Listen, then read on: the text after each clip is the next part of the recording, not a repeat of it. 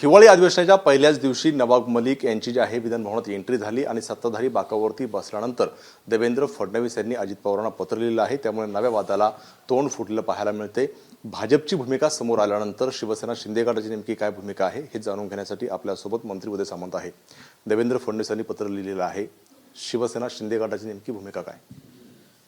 पहिलं मी सांगतो की ह्याच्यामध्ये वादाचा काही प्रश्नच येत नाही, कारण नवाबभाई ज्यावेळी सत्ताधारी बाकांवर बसले त्याच्यानंतर ताबडतोब हे पत्र देवेंद्रजींनी लिहिलेलं आहे। आणि त्याच्यामध्ये कुठं 8 दिवसाची वेळ गेली, 10 दिवसाची गेली, 15 दिवसाची गेली, आंदोलनं झाली, त्याच्यानंतर हे निर्णय घेतले, तशातला भाग नाही। कारण काही लोकांनी पूर्वी आंदोलन करून देखील ते मंत्री असताना त्यांचा राजीनामा घेतलेला नव्हता, त्याच्यामुळे त्या विरोधकांना आमच्यावर बोलण्याचा अधिकार नाही। दुसरी महत्त्वाची गोष्ट की जी भूमिका देवेंद्रजींनी उपमुख्यमंत्री म्हणून मांडलेली आहे, ते गेली पूर्वी 5 वर्ष राज्याचे मुख्यमंत्री होते। सरकार स्थापन करण्यामध्ये त्यांचा देखील सिंहाचा वाटा आहे। आणि म्हणून जरी मी एकनाथ शिंदे साहेबांबरोबर चर्चा केली नसली तरी मी माझं मत या ठिकाणी सांगतो, आमची भूमिका सांगतो की जे मत देवेंद्रजींनी पत्राद्वारे मांडलेलं आहे तेच आमचं मत आहे आणि त्याचा विचार नक्की अजितदादा करतील याची मला पूर्ण खात्री आहे। पण कुठेतरी हे ठरलं असेल ना की नवाब मलिक आल्यानंतर कुठं बसणार, कुठल्या जागेवर बसणार, हे सगळं अजित पवारांनी पूर्वकल्पना दिली असेल ना तुम्हाला? मला असं वाटतं की दोन्ही प्रसंगाचा मी साक्षीदार आहे, कारण काल रात्री 12च्या फ्लाईटनं मी आलो, कारण ते लेट झालेलं फ्लाईट होतं, त्याच्यामध्ये नवाबभाई होते। 2-2:30 वाजता जवळजवळ आम्ही 1:30-2 वाजता नागपूरमध्ये पोचलो आणि त्याच्यानंतर अजितदादांची एंट्री ज्यावेळी विधानभवनामध्ये झाली त्यावेळी मी तिथं होतो। त्यावेळी देखील तुमच्या सगळ्या पत्रकार बांधवांनी भगिनींनी त्यांना प्रश्न विचारला की या बाबतीत, त्यावेळी त्यांनी स्पष्ट सांगितलं की त्यांच्या मनात काय आहे मी सांगू शकत नाही आणि त्यांच्या मनातलं त्यांनी तिथं दाखवल्यानंतर ताबडतोब देवेंद्रजींनी भूमिका मांडली ना। त्याच्यामुळं अजितदादांनी हे कुठं ठरवून केलं आहे किंवा मी त्यांची बाजू घेतो याच्यातला भाग नाही, ठरवून केलं असं मला वाटत नाही।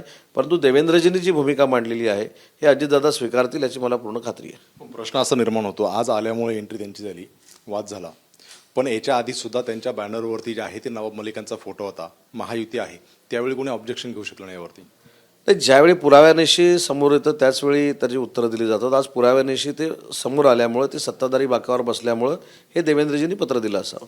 पण याच्या आधी मी तुमच्यासोबत असलेले अनेक मंत्री जे आहेत त्यामध्ये हसन मुश्रीफ असतील किंवा अगदी राठोड असतील, यांच्यावरती सुद्धा असे आरोप झालेले होते, ते सुद्धा तुमच्या मांडीला बसलेले आहेत, तर नवाब मलिक का नको आहेत? नाही, आरोपामध्ये त्यांच्या चौकशा देखील कदाचित झालेल्या होत्या असतील, परंतु ते आरोप आणि यांच्यावरचे आरोप याच्यामध्ये जमीन आसमानाचा फरक आहे।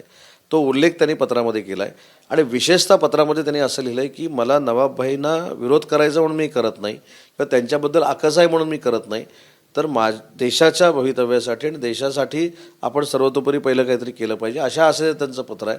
आणि म्हणून मला असं वाटतं की कुठंतरी विरोधकांनी ह्याचं भांडवल करू नये, कारण ज्या लोकांनी यांचाच मंत्रिपदाचा राजीनामा त्यावेळी आरोप होऊन घेतला नाही त्यांना याविषयी बोलण्याचा काहीही अधिकार असू शकत नाही।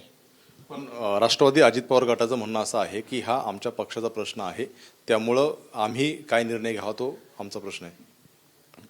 मला तर असं वाटतं की तुम्ही आता मगासपासून मला प्रश्न विचारता, मी माझं मत मांडलं नाही किंवा माझं मी काय करणार आहे किंवा माझा पक्ष काय करणार आहे, मीच काय करणार अशी भूमिका नाही। शेवटी माझ्या पक्षाचे मुख्य नेते शिवसेनेचे हे आदरणीय एकनाथ शिंदे साहेब आहेत, राष्ट्रवादीचे अजितदादा आहेत, BJPचे सर्वेसर्वा देवेंद्रजी आहेत, हे तिघं ह्याच्यामध्ये लक्ष घालून चर्चा करतील ना। त्याच्यामध्ये अजून काहीतरी त्याच्यामध्ये कॉन्ट्रोवर्सी निर्माण व्हावी यासाठी माझ्यासारख्यांना वक्तव्य का करावं?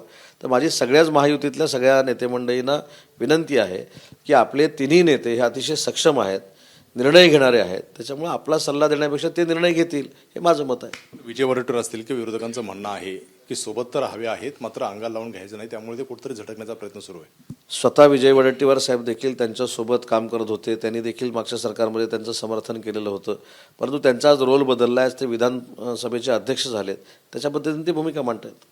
दुसरं असं आहे, जर नवाब मलिक उद्या त्याच जागेवरती बसताना पाहायला मिळाले तर मग तुमची भूमिका काय असणार? आधी उद्या म्हणजे आज संध्याकाळ झालेली, रात्र झालेली आहे, उद्या ज्यावेळी प्रसंग घडेल त्यावेळी ठरवू ना काय करायचं। तुमचा विरोध कायम आहे? नाही, उद्याचा निर्णय उद्या घेऊ। आजचा प्रसंग जो घडलेला आहे त्याच्या पद्धतीनं पत्र लिहिलेलं आहे, त्याच्यावर पडसाद काय उमटतात ते बघून उद्याचा निर्णय उद्या घेतील ना।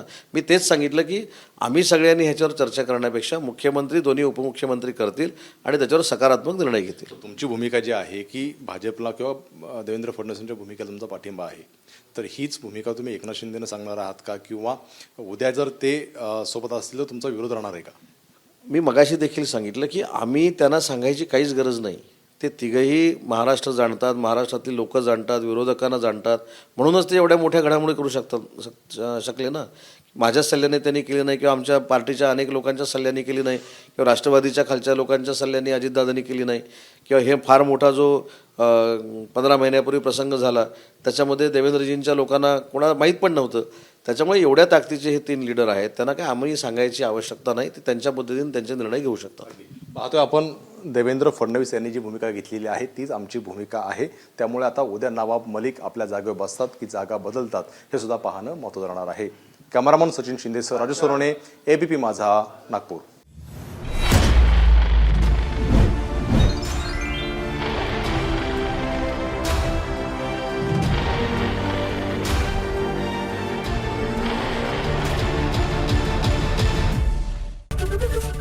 ABP माझा, उघडा डोळे बघा नीट.